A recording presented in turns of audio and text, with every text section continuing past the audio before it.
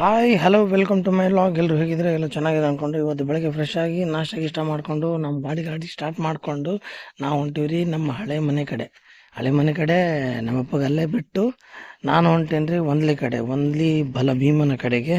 ಅಲ್ಲಿ ಹೋಗಿ ದರ್ಶನ ನಮ್ಮಪ್ಪನ ದರ್ಶನ ಗಿಷ್ಣ ಎಲ್ಲ ಮಾಡಿಕೊಂಡು ವಾಪಸ್ ನಾವು ಬಂದಿದ್ದು ನಮ್ಮ ವೈಫ್ ಅಂದ್ರೆ ಸ್ಕೂಲ್ ಹತ್ರ ಬಂದು ಅವ್ರನ್ನ ಕರ್ಕೊಂಡು ನಾನು ಹೊಂಟೇನಿ ರೀ ನಮ್ಮ ಮನೆ ಅಂದ್ರೆ ನಮ್ಮ ಮನೆಯಿಂದ ನಾವು ಹೊಂಟೀವ್ರಿ ಅವ್ರ ಊರಿಗೆ. ಎಲ್ಲಿ ಅಂದರೆ ಸಿಂದಗಿ ಹತ್ತತ್ರ ಹೋಗ್ತಿದ್ದಂಗೆ ನಮಗೆ ಗೊಲ್ಲಾಳೇಶ್ವರ ದೇವಸ್ಥಾನ ಸಿಗುತ್ತೆ. Most powerful. ಅವರು ಒಂದು ಶಿವನ ದೇವಸ್ಥಾನ ಇದೆ, ಚಲೋ ದೇವಸ್ಥಾನ ಇದೆ ರೀ. ಅಲ್ಲೇ ಸುತ್ತಮುತ್ತ ಎಲ್ಲ ನೋಡೋಕೆ ಚೆನ್ನಾಗಿದೆ.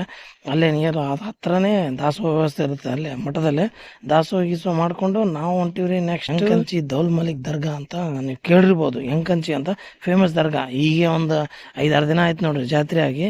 ಒಳ್ಳೆ ದರ್ಗಾ, ಬಾಬಾ ಸಾಹೇಬ್ ಅಂತ ದರ್ಗಾ ಅಂತ ಅದು ಹಿಂದಿರುತ್ತೆ, ಮುಂದೆ ದೌಲ್ ಮಲಿಕ್ ಸಾಹೇಬ್ ಇರ್ತಾರ. ಒಳ್ಳೆ ಪ್ಲೇಸ್.